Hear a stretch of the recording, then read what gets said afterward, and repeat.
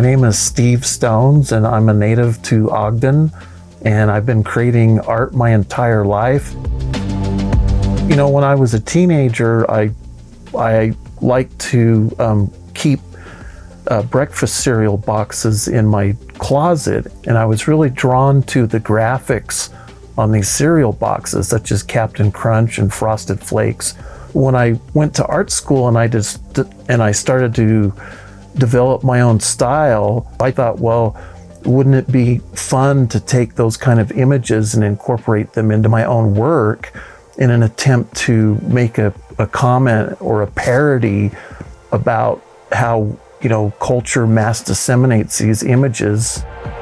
My style that I work in now is what I call pop deconstructivism, which is taking imagery from popular culture, and, you know, often we associate certain meanings with images that we see in mass disseminated culture. So I take these images and put them in a different context to get the viewer to think differently about those images. I inject a certain amount of playfulness and humor into what I do, although not everything I do is parody or humor. There's some pieces that are commenting on you know, famous works of art.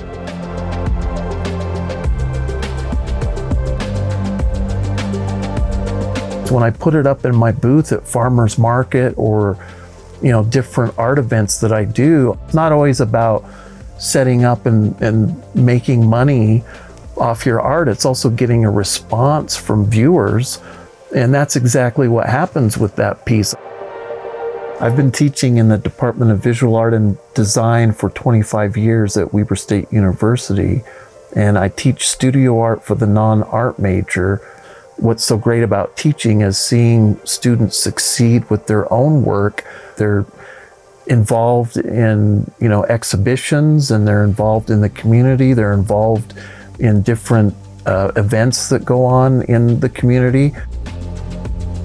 I love the art community here in Ogden, and I think the art community has given me many opportunities. You know, in this age of digital media and social media, you know, there's really no excuse for an artist to not thrive, and Ogden has given many opportunities. You can't fail at any of these either. If you're out there and you're showing your work, you know, there's always going to be people that take an interest in what you do.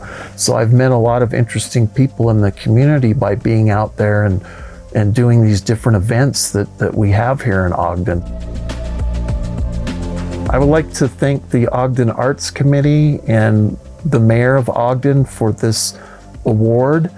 And I'd like to also thank my sweetheart, Jennifer, for being a constant campaigner of my work. The Ogden arts community, just, there's so many people I could thank in this community. So thank you, everyone.